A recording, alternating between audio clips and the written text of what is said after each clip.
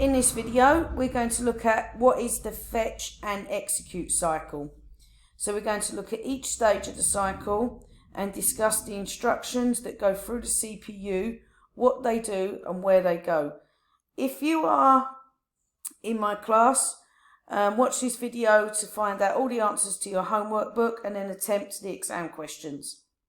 Best of luck.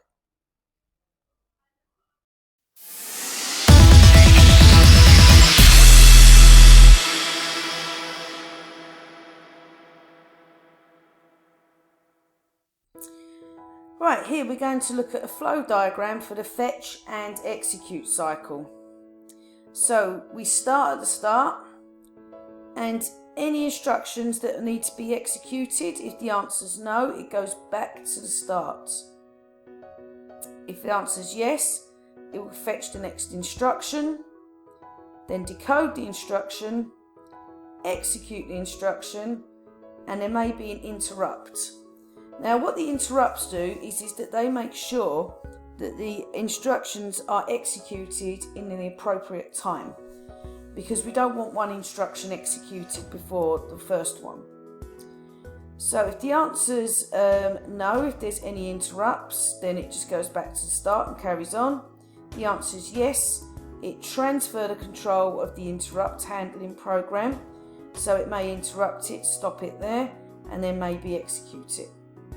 And then it all goes back to the start. And this will happen several times a second. So basically, is there an instruction that needs to be executed? If the answer is yes, then the next instruction goes to wait in line. And then they get decoded and see where the interrupts need to be processed. And then the traffic continues and continues. So this is a diagram of the fetch and execute cycle. So we've got the instructions that need fetching from the CPU into the appropriate memory, into the output device, and so on. So if you remember from the two previous videos. So the instructions then need to be decoded. So what are these instructions for? When do they take place? Where are they going? Then they're just simply executed. So first of all, we're going to look at fetch. So what does fetch do? Now, this part of the cycle will simply fetch. It will fetch the instruction from the memory address and then into the program counter. So when the instruction has been fetched from the program counter, it then is stored into the current instruction register. So that will be obviously what it says on the tin. The current instruction that needs to take place, it needs to be registered before it can be executed. So the PC is then incremented by 1, okay, so it counts how many programs, and then the next instruction is ready to be processed. So this will move us on to the decode. Now this instruction needs to be decoded, simply decoded. Okay, you need to look at the instruction and what does it do, what is it for? So, it's a bit like, I suppose, getting a set of instructions for a microwave and then trying to use them on a kettle. Okay, so it's basically what has happened. So this instruction needs to be decoded and then it needs to be interpreted to the subsequent part of the cycle. So what is it? Where is it going? What is it for? So then it can move to the next part of the cycle to be executed. So now this is the last part of the cycle, because this is when the instruction is executed and whatever needs to happen and needs to take place will happen and take place. So the processor passes decoded instruction, because if you remember, the processor is simply the brain of the computer. And then it sets the control signal to the appropriate components of the computer system. So, if you send something to print, it needs to go to the printer and not to the keyboard. So the instruction has to be carried out in logical sequence. So as I've discussed with you before, you are in school, you are on a timetable, and that timetable has a logical sequence for you to be able to go to your lessons. So there's a timetable for year 7, year 8, year 9, year 10 and year 11 and 6th form. So it's a bit like, for example, as I said in the last video, if all the students turn up to the history lesson, then the history teacher has to, teach several history lessons. One lesson to year 7, one lesson to year 8, one lesson to year 9, and it can't possibly work. The room will get very overcrowded. People can't get in the room because obviously the room's designed to hold less than 30 pupils. So this is the same thing with the instructions. So the instructions need to be decoded where to go. Like, you need to decode your timetable and see where you need to go next. And you need to follow all your lessons and all your instructions in logical sequence.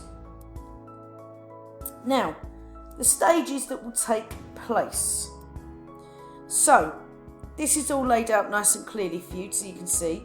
Now, firstly, the program counter will contain the address and the memory location of the next instruction that has to be fetched.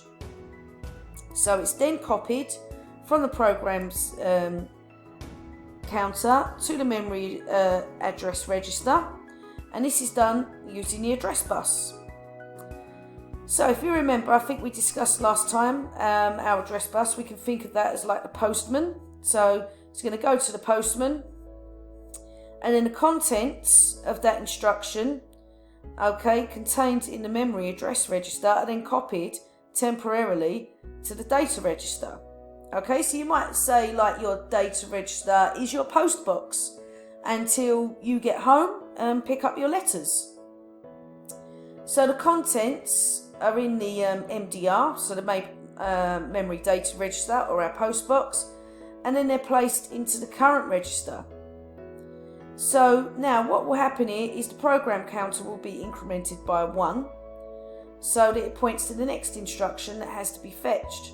Now this isn't a process that goes on, say, over several hours. This goes on, takes several times per second. Now finally, the instruction's decoded and it's basically sent out to the signals via the control bus. So then they need to go to the places they need to go to. And then the process simply starts again.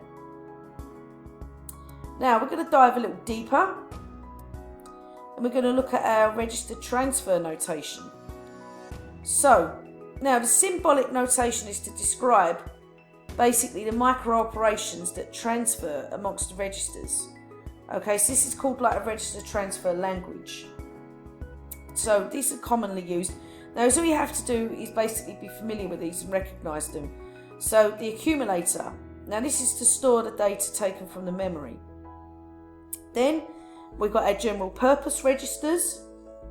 So this is to store data and its immediate results during a program for execution. Then you've got your special purpose registers, and these have one job and one job only. So like we've got our memory address register, and it simply holds the address of the memory unit. Then the memory buffer register. This has the instruction and the data received from the memory. And then the program counter, which simply counts how many programs that need to be executed. And then we've got our instruction register. So this is a log of instructions that need to be executed. Right, so now we're going to look at interrupts. So obviously, for those that, if you have a GCSE basis in computer science, you will know what your buffers and what your interrupts are. So now an interrupt does what it says on the tin. It interrupts an instruction until it's ready to take place. So what I've got here is an example. Now these are, I believe, Central Line trains in London. Now as you can see, there's 2 trains here that need to get onto the track, or a single part of the track, at the same time. Now obviously the trains have to run to a certain timetable, like the instructions have to take place several times every second. Well, with the trains in London, London's a very, very busy place. The trains run every 1 to 2 minutes. So this train's running constantly. So these signals have to take place at certain times. Now, we've got our 2 trains here. Obviously, if this train tries to go on the track at the same time as this train, because you can see they're leaving the depot, well, they're going to collide. So what needs to happen is a signal will need to stop this train. So then this train can go past. Then once the area is clear, it can signal green for this train to go.